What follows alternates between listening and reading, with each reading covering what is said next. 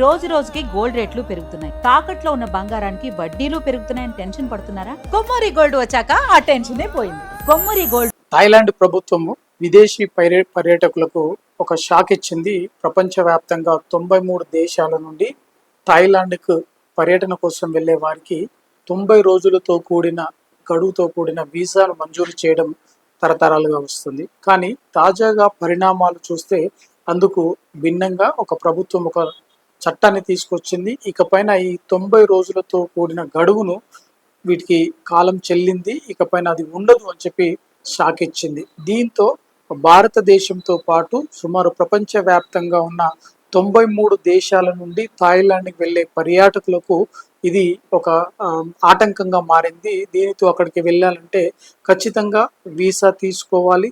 తర్వాత లోపల అంటే ఆ దేశంలో ప్రవేశించాలంటే మిగతా ప్రభుత్వం పెట్టిన కండిషన్స్ అన్నిటిని కూడా ఫుల్ఫిల్ చేస్తే కానీ వెళ్ళే పరిస్థితి లేదు. అయితే దీంట్లో భాగంగా ప్రభుత్వం ఇచ్చిన గడువు కేవలం 15 రోజులు మాత్రమే థాయిలాండ్లో ఆ పర్యాటక ప్రాంతాలను పర్యటించేందుకు అవకాశం కల్పించింది. దీంతో మిగతా అంటే పర్యాటకులకు పూర్తి స్థాయిలో ఇది ఆటంకంగా మారే అవకాశం అయితే కనిపిస్తుంది. దీనికోసము అక్కడి ప్రభుత్వం ఒక క్యాబినెట్ మీటింగ్ నిర్వహించి దాంట్లో భాగంగా వీసా ఆన్ అరైవల్ అని చెప్పేసి కొత్త కార్యక్రమానికి చేపట్టింది. ఇది 15 రోజులు మాత్రమే ఉంటుంది. దీని ద్వారా 15 రోజుల్లో ఆయా ప్రాంతాలను పర్యటించాల్సి ఉంటుంది. ఆ తర్వాత తిరిగి ఆయా దేశాలకు వెళ్ళాల్సి వస్తుంది. ముఖ్యంగా భారతదేశం నుండి విదేశాలకు అంటే థాయిలాండ్కి వెళ్ళే పర్యాటకులకు ఇది ఒక శాపంగా మారింది. గతంలో 60 రోజుల గడువు ఇచ్చిన దేశము ఇప్పుడు కేవలం 15 రోజులు మాత్రమే గడువిస్తున్నట్లుగా చెప్పడాన్ని తీవ్రంగా పరిగణిస్తున్నారు. అంతేకాకుండా అక్కడికి వెళ్ళాలంటే డిజిటల్ ఇమిగ్రేషన్ విషయంలో కావచ్చు, లేదంటే travelling plans, digital no man's, back packers పైన ఇవన్నిటి కూడా ఎఫెక్ట్ పడేందుకు అవకాశం ఉంటుంది. ముఖ్యంగా భారత అంటే థాయిలాండ్ ప్రభుత్వం కొన్ని సమస్యలను కూడా ఇక్కడ తెర మీదకి తీసుకురావడం జరిగింది. అక్రమ వలసదారులు ఈ వీసాను దుర్వినియోగం చేస్తున్నారు అని చెప్పి అక్కడ ప్రభుత్వం కూడా చెప్పింది. దీని ద్వారా భద్రతా సమస్యలు పెరుగుతున్నట్లుగా వాళ్ళు వివరించడం జరిగింది. ఈ రెండు విధానాలను పరిగణలోకి తీసుకొని ఏదైతే 60 రోజుల పాటు గడువు ఉండే వీసాను కుదించినట్లుగా అక్కడి ప్రభుత్వం చెప్తుంది. ఇక పర్యాటక ప్రోత్సాహం కోసము తర్వాత భద్రతను వీటి రెండింటిని ప్రామాణికంగా తీసుకొని కేవలం కొన్ని వాళ్ళు తెర మీదకి తీసుకొచ్చిన విధి విధానాలు కూడా వారు వివరించడం జరిగింది.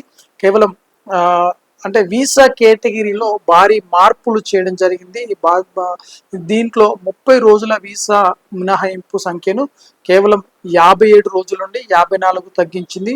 3 దేశాల కోసం కొత్తగా 15 రోజులకు వీసా విధానంను అందుబాటులోకి తీసుకొచ్చింది. ఇదే వీసా ఆన్ అరైవల్ అని చెప్పేసి ఈ కొత్త కార్యక్రమం. అంతేకాకుండా రాయల్ గెజెట్ పేరుతో ప్రచురించిన 15 రోజుల తర్వాత ఇవన్నీ కూడా అందుబాటులో ఉంటాయని చెప్తున్నాయి. అయితే ట్రావెల్ ప్లాన్ చేసుకున్న వారికి సూచనలు ముందుగా ఇవ్వడం జరిగింది. భారతీయులకైతే వీసా నిబంధన పరిశీలించుకోవడానికి, తర్వాత పాస్పోర్ట్ కనీసం 6 నెలల వ్యాలిడిటీ ఉండాలి.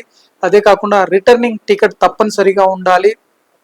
ఇక హోటల్ ప్రూఫ్స్, బుకింగ్స్ సంబంధించి మిగతా అని కూడా ఉండాల్సిన అవసరం ఉందని చెప్పి మరి భారతీయుల కోసం స్పెషల్గా వివరణ ఇవ్వడం జరిగింది. ఎందుకంటే బ్యాంకాక్, పూకెట్, పట్టాయా, క్రాబ్రీ, చికాంగ్ మై వంటి ప్రాంతాల్లో ఎంతో భారతీయులు ఎక్కువ ఇష్టపడతారు కాబట్టి ఆయా ప్రాంతాల్లో పర్యటించే భారతీయుల కోసం కనీసం ఒక 15 రోజులు అక్కడ పర్యటించేందుకు అవకాశం ఉంది. దానికి సంబంధించి వీసా ఆన్ అరైవల్ అని చెప్పేసి కొత్త కార్యక్రమాన్ని చేపట్టారు. దీనికి సంబంధించి కూడా ఎవరైతే మినిమమ్ అంటే వాళ్ళ పాస్పోర్ట్ 6 నెలల గడువు ఉండాల్సిన అవసరం ఉంది అని చెప్పి ఒక కండిషన్స్ కూడా పెట్టడం జరిగింది. ముఖ్యంగా ఇప్పుడే అంటే భారతదేశంపై కాకుండా మిగతా ప్రపంచవ్యాప్తంగా ఉన్న 94 దేశాలు కూడా ఇదైతే ఈ కొత్తగా తీసుకొచ్చిన ఈ చట్టం వర్తిస్తుందని చెప్తున్నారు.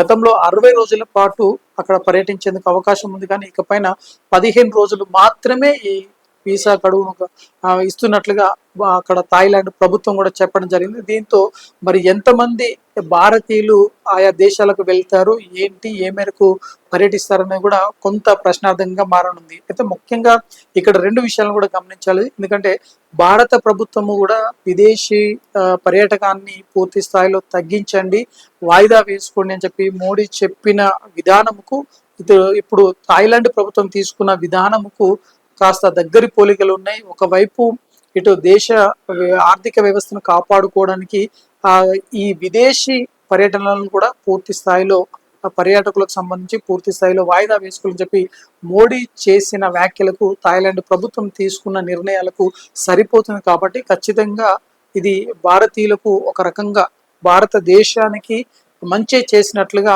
చాలా మంది చెప్తున్నారు. నిజానికి మరి ఇలాంటి నిర్ణయాల వల్ల కొద్దిమంది విదేశీ అంటే థాయిలాండ్ లో పర్యటించేందుకు వెళ్ళే విహారయాత్ర చేసే వారికి మాత్రం కొంత వారికి ఇబ్బందికరంగా ఉన్న దేశానికి పూర్తి స్థాయిలో పరిగణలోకి తీసుకుంటే మాత్రం ఇది దేశానికి కలిసి వచ్చే అంశం అని చెప్తున్నారు.